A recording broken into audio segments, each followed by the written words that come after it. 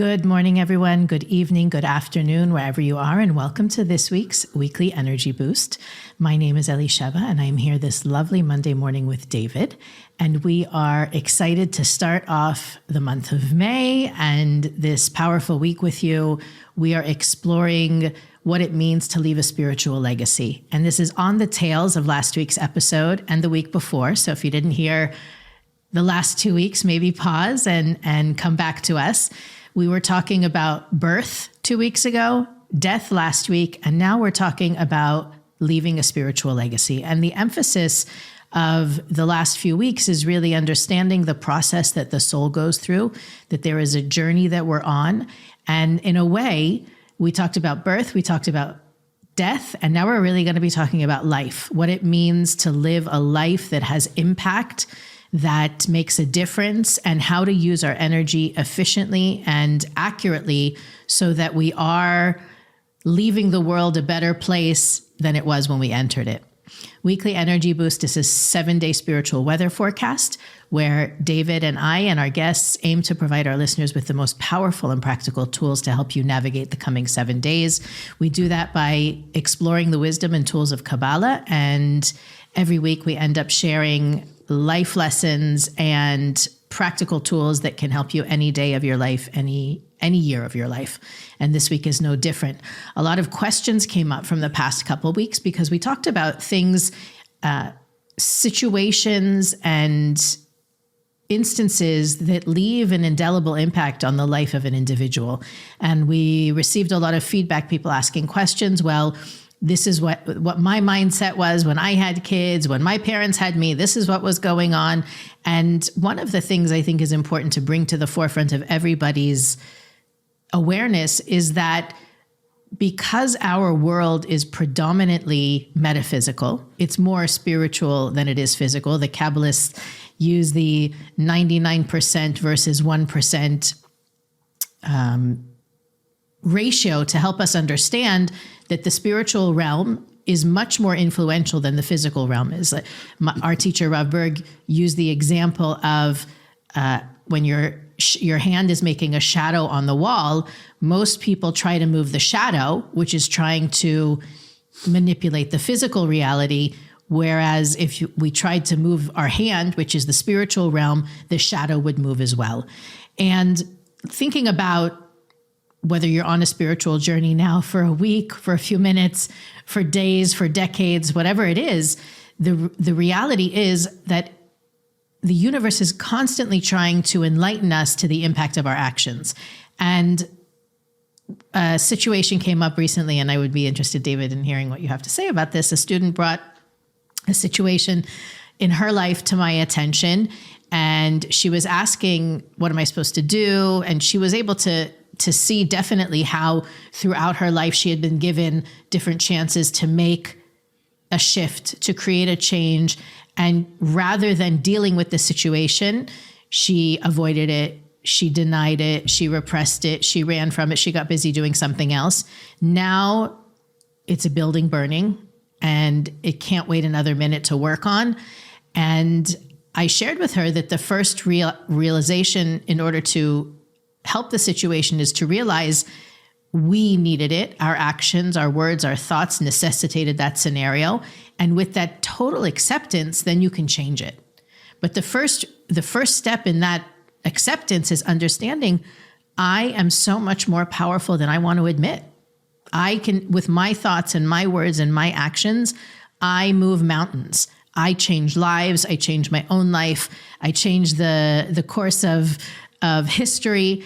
And from that place, I can take that strength and I can use it to make a difference, to make an impact, whether it's in my own lives, my family's life, or the world, depending on the sphere of influence that you're focusing on. So how can we be more mindful in those situations when opportunities come to us and we can do something? And I mean, what do you mean by we can do something? Like, again, I always think of Spider-Man and like, you can run from your responsibility or you can accept it and use it for good. But I think each human being has that own awakening or has the opportunity to have their own awakening to realize how powerful they are and how much they need to take that power seriously, because we make a difference. We make a difference whether we want to or not. And we get to decide if that difference is positive or not.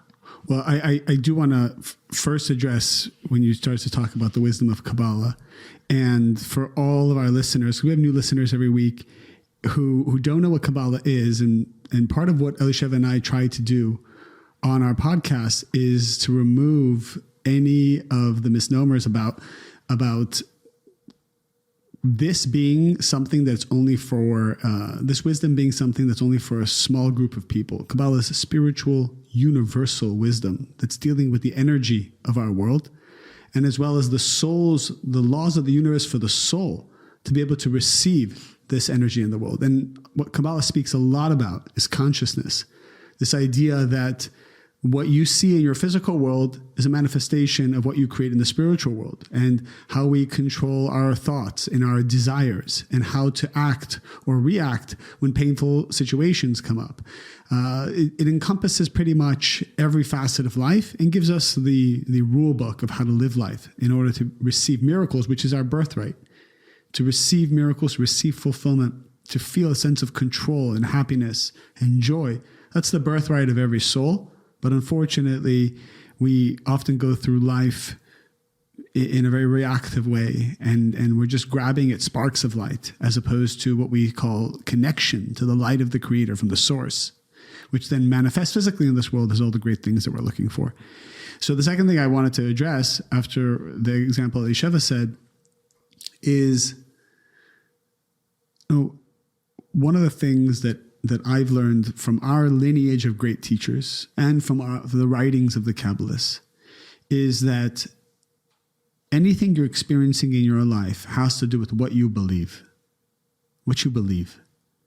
And this world will always be limited to you, and you will not be able to see the why of what you're going through if your belief about this world is limited. And so I'll share an example. One of the things that the writings of the great Kabbalists share is that time is an illusion, that the past and the future exist in this moment. And we hear a lot about this. A lot of people talk about this concept, and so we need to double down on it. This idea that technically you can see what will happen in the future right now if you were tapped in to this reality, this conscious reality, the being present. So one of the things I try to do is realize, hey, the challenges that I'm going to go through in life, I'm going to go through them. They are coming because they exist in the future. But how many of these challenges can I, it kind of reminds you of like these shows where there's a mole like in the FBI or in the police department. And so the bad guys always get tipped off that there's a raid coming or an arrest coming, so they can kind of flee the scene before the raid happens. And in many ways, before there's a raid on you from the negative forces of this world, you can get tipped off. What I try to do every morning, and this is why we set time to pray. And again, prayer is not something religious. I hate when people take it in that way. Prayer is a connection to see the future. So that's the way I look at it. When I sit down and I talk out loud to the universe, to the Creator, to the light, I'm trying to understand when the raid is coming. I'm trying to understand what the future is going to look like and what seeds I can plant differently right now to recreate the future. So this is why we allot time in the morning. I do, Elisheva does, Elisheva's husband does. We all set some time in the morning to listen to the future. And if you believe that you can hear the future, you will start to hear it. You will start to see things. You will start to feel things. You will start to maybe all of a sudden realize that you have some kind of ego. You'll start to realize that maybe you have some kind of anger. You'll feel the anger at that moment. And what does that mean? It means that the universe is telling you, hey, or you might start having negative thoughts when you pray. So what does that mean? It's the Creator saying, hey, these negative thoughts are going to blossom into a raid later on. Let's deal with them now. I'm giving you the opportunity so you can see the future at this moment. So I like this approach of proactive spirituality. Technically, we can always see the challenges that are coming, and we don't have to just be responding when they come. What I love about what you said is that it's actually in this week's Zohar portion, this section that correlates to this week's energy. The Zohar has this. The Zohar is the main text of the Kabbalist that right. decodifies the Bible. That's really where we get the majority of the insights that we share every week are really from the Zohar. And it talks this week about how humanity was created for good. And not only for good, but really to transform and elevate everything.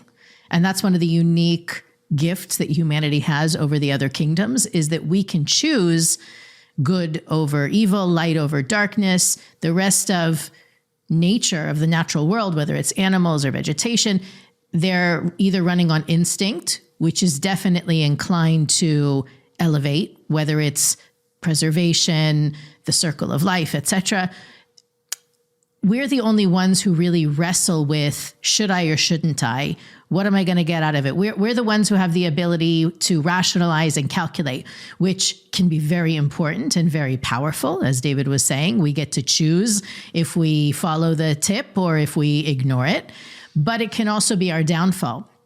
And the Zohar says really powerfully in this week's, I was reading it today, in this week's Zohar, that we have the responsibility, in a way. We have the gift of seeing something dark and being able to transform it into light, seeing a challenge and turning it into an opportunity for growth, seeing a conflict even, and using it as an opportunity to create unity and togetherness rather than separation and fragmentation. And it reminds me of, there's a lot of work out there.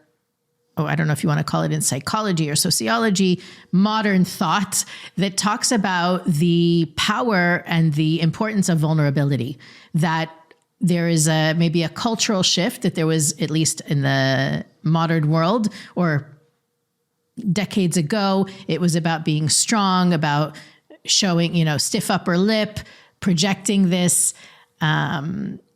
infallible persona, and now it's more about vulnerability. And what's interesting to me about that vulnerability conversation is that the enemy of vulnerability is shame, that we don't want to be exposed to, we don't want people to see we're damaged goods or that we're unlovable or unworthy. And that whole conversation is also really woven into the whole story of humanity, of creation, that Adam and Eve, metaphorically speaking, energetic, again, we're talking about the 99% part of it, which is a whole energetic explanation. They were created as perfect and complete, and with the whatever choice they made that started the whole physical reality business, you want to call it like that, there's a lot of shame and guilt and blame wrapped up in that story, which is always at the core of why we don't step up, why we don't take the opportunity to reveal light. And in the conversation that I shared about a little bit earlier, it was it revolved around a mom who was feeling like she had damaged her kids. And this is something I probably encounter a similar conversation every week, that somebody feels regret or shame or blames themselves over choices they made from a limited place when they were younger, and the quote unquote damage that occurred. And I want to bring that to light using this lens of leaving a spiritual legacy, because the Kabbalists teach, and we've spoken about it many times before, that there is greater miracles, greater light in those situations that were dark and that we transformed, rather than in those situations that are perfect and fun and joyful without lack, without compromise. And so I think it's also important to recognize, first of all, that nothing is irreparable. When you understand that only 1% of it is physical, nothing can't be changed. And at the same time, in those moments that things look dark and we can transform it, or we're angry and we're able to shift out of it, or where our tendency is to feel that shame and that blame, and we're able to open up and be vulnerable, that's what creates what David was saying before, the opportunity to create miracles. It's not when things are perfect and fun and everything's easy. It's actually the struggle that we say that the greater the concealment, the greater that it seems there isn't light in the situation, the more light is actually waiting to be revealed. Give examples. Well, again, my mind goes to... People do well with examples. My mind goes to cinematic examples always. You went to the FBI, scenes. To me, our favorite stories in movies, in TV and whatnot, in books, is the ones where the hero was so locked in an impossible situation. Dark, down, penniless, no hope. And somehow they surmount, they rise above. And maybe I've shared this example before in the podcast, a very real life example. I knew somebody years ago, and we're talking more than 20 years ago. I remember because we had kids at the same time. And when we were both pregnant with our now 21-year-old child, her husband left her. She was pregnant, 7 months pregnant. She had two kids, 23 and 25, or they're now 23 and 25. Her husband, 2 and 4, and then she was pregnant. And she was pregnant with the third. And the husband left her why? For another pregnant woman? Another woman. And my goodness, like that was like watching. Was that a surprise to her? It was. It was a surprise to all of us, let's say. They're very sweet and loving and young and beautiful, like everything. How old are they? In their 20s. I would say late 20s, probably, mid to late 20s. And guess what? She got the news, she was 7 months pregnant, that her husband is leaving her for someone else that he met while he was on business or whatever. And it was gut-wrenching is not the word. Yeah. Like imagine she gives birth, she has this beautiful baby boy, the whole thing, and everybody, it's like the most amazing thing and also so painful. And I think I've shared before, obviously it was difficult and there was nothing to do but surrender for her in that case. Like I can't even imagine. And I don't want to say within minutes, but it definitely felt like within minutes, her then ex-husband's best friend swooped her up off her feet, made her family his family. They got married. I mean, it was just beautiful. Like, could any of us have ever predicted it or seen it coming? Absolutely not. Was the first 6 months, I think, the most gut-wrenching, grueling, painful. I mean, it didn't even happen to us and we were in shock and reeling for months, right? So did it happen 6 months after? I would say that he was in their lives. Sure. But I think the redemption began probably 6 to 9 months after. And what would you say her conscience? Because I think people hear the story and they go, definitely not something I want to go through, but I've been through maybe similar painful things. What do I need to do during those 6 months? She doesn't know the redemption is coming. She definitely she's looking down into an abyss of pain, suffering, and loneliness, right? What man's going to want to be with her now with 3 young children, a divorcee, all this, all that. But what did she do, spiritually speaking, and what can we all do planting seeds of consciousness in those very difficult and painful times? I think we're all looking for case studies. We're all looking for case studies of what has worked. And then we glean from that practical spiritual examples that we can apply. For sure. So if I had to narrow it down to a handful of answers to that, how did she, what was the formula? One proactive thing you remembered that she did during this very difficult time? I'll start with the most obvious one to me is that she asked for help. You mean from the creator or from people? So I visibly saw it from people that I looked at her and I said, my goodness, I would just hole up in a cave and never want to come out again if I were her. And that definitely wasn't my highest self responding. But because I was in a sort of similar situation, pregnant, 2 small kids, I thought to myself, could there be couldn't he have kept it under wraps a little bit longer? And then of course I saw the side where the sooner he comes out with it, the better, everybody can move on. But it was so painful. But she let people be a part of her process, which goes back to what I said before about vulnerability, right? That there is that's the funny thing is that we want to see vulnerability from people. We are drawn to people who are vulnerable, yet we ourselves don't want to be vulnerable. She was vulnerable. She let people in. She asked for help. And I imagine internally, I can tell you what I did see from her from a spiritual point of view. I imagine that required also internal asking the creator constantly for what the heck am I supposed to do? How am I supposed to handle this? So that's actually the third thing I thought of, that vulnerability and that asking for help. The first 2 things that came to my mind when you asked the question was, she surrendered, meaning she just basically said, okay, this is happening. I just have to accept it, and creator, I'm open to whatever this is supposed to do. I definitely don't want to stay with somebody who doesn't want to be with me and doesn't want to take care of my kids with me. But it was a huge surrender.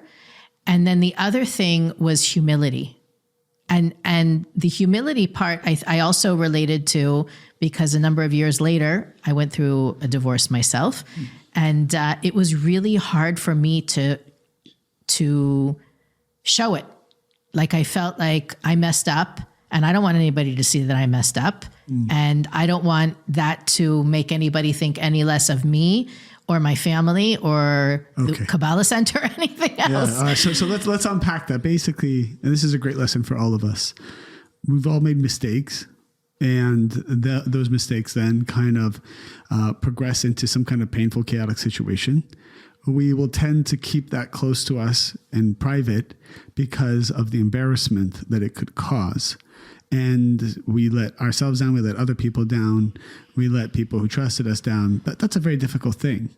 And you're saying here what she did, okay, is slowly, it sounds like, involve other people in the process and be okay with the humiliation and the embarrassment.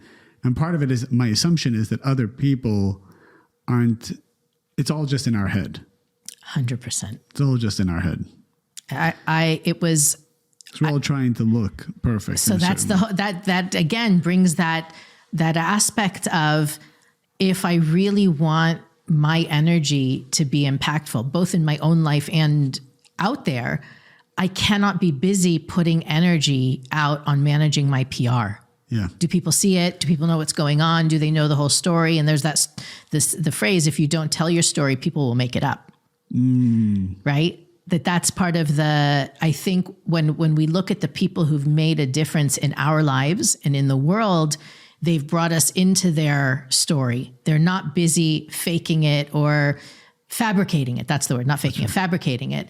They bring us into their lives, right? There's so many stories of people who went through. I was just listening to something this morning about somebody, a celebrity or something, who had a healing health issue and brought everybody into it with them, rather than, there's some celebrities, and I'm just using celebrities as an example because there's a public image to manage there, that there's some celebrities that disappear for 6 months and then afterwards say they went through something. That's right. There's other people that bring cameras into the doctor's office with them. That's right.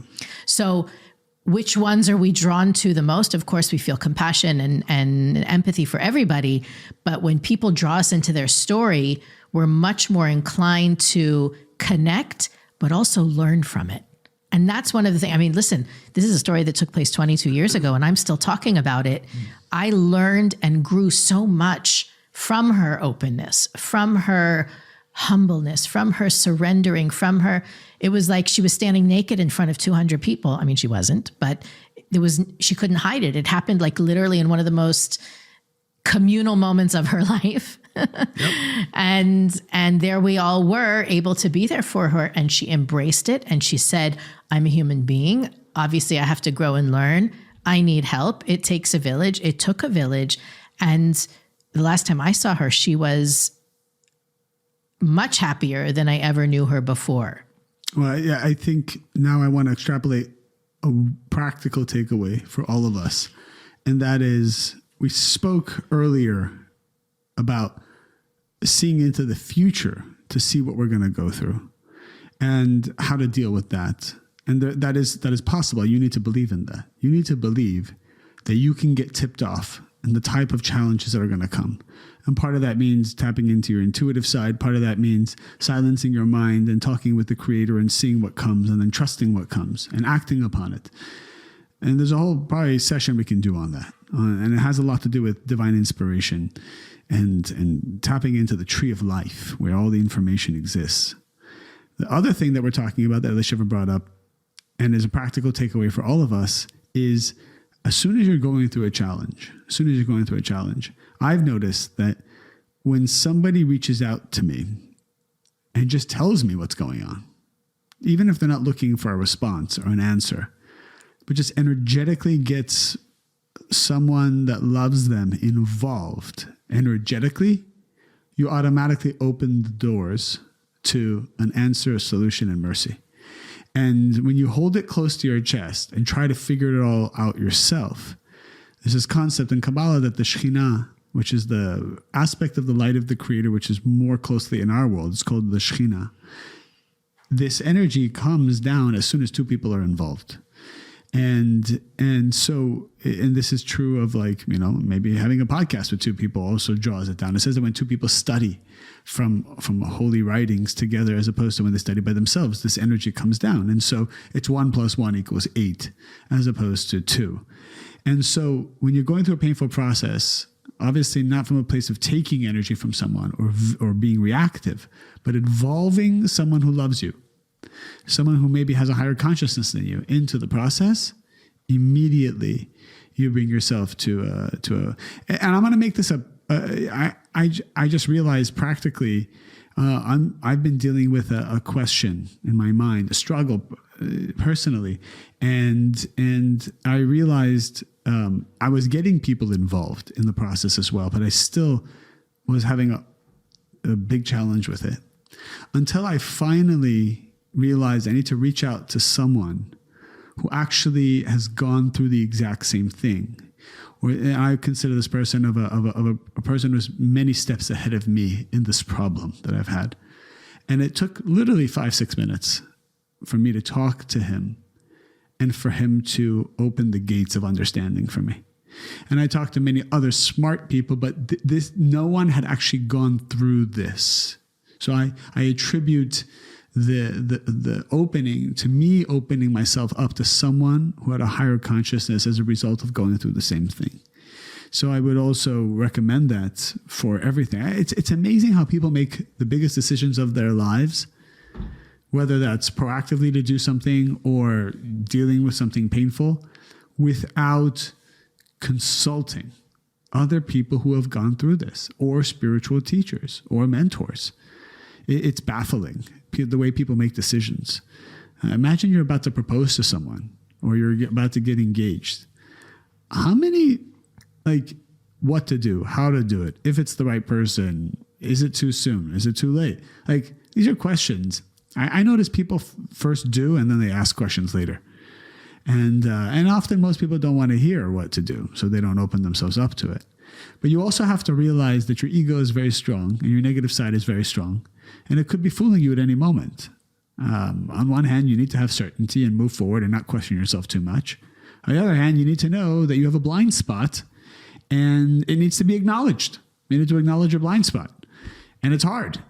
It's a hard thing because you also don't want to over-question yourself to the point where you're immobilized and paralyzed and you don't do anything. Because I know that's another correction people have with their soul.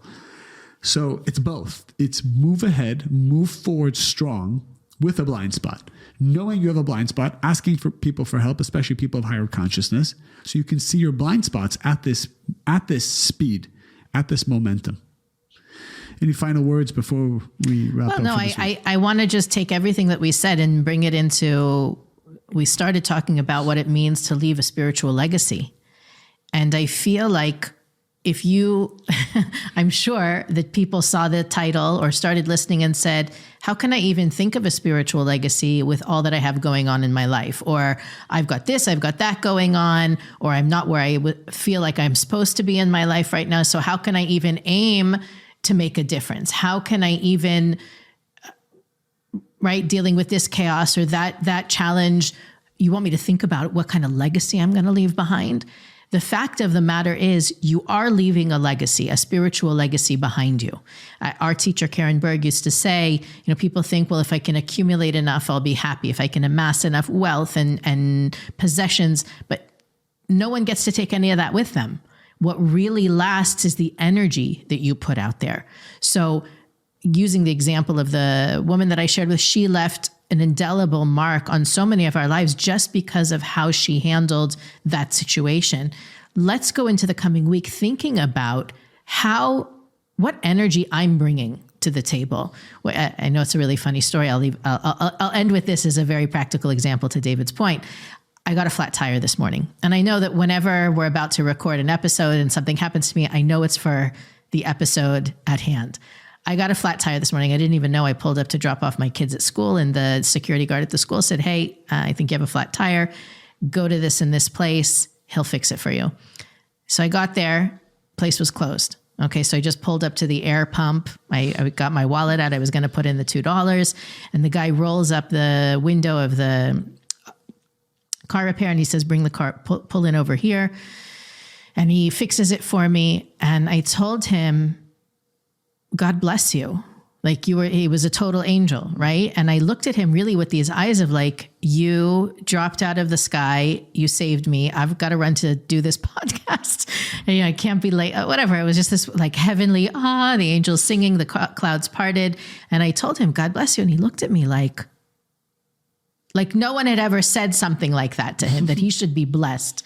And it's exactly those moments that now that man for the next day or however long it lasts him, he's going to be in a little bit of awe or whatever impression he had from his interaction with me the 10 minutes this morning. How can we leave more of those impressions? And I don't mean you need to walk around the world saying, God bless you, right? I don't normally say that to people. It just, that's really what I felt. I said it to him. I blessed him. And that is the spiritual legacy we're talking about. Being vulnerable and opening up to have people be a part of your process. That's more impactful than anything you think you're doing with, you're cleaning out your closet or creating a nonprofit or writing a book. Your energy matters so much more than your physical actions. And when you're aware of that, your physical actions will carry that energy as well. Weekly Energy Boost is available on all podcast platforms, YouTube, Facebook, and Instagram. We also have a website, weeklyenergyboost.com, where you can find our archives and read about the things we think are interesting and important for our listeners to know about. You can also click the donate page and help support our podcast. But as always, the greatest support you can give us is by sharing this episode, by sharing every episode that inspires you and help us to inspire even more people. Have a fabulous week, and we'll see you next time on the Weekly Energy Boost.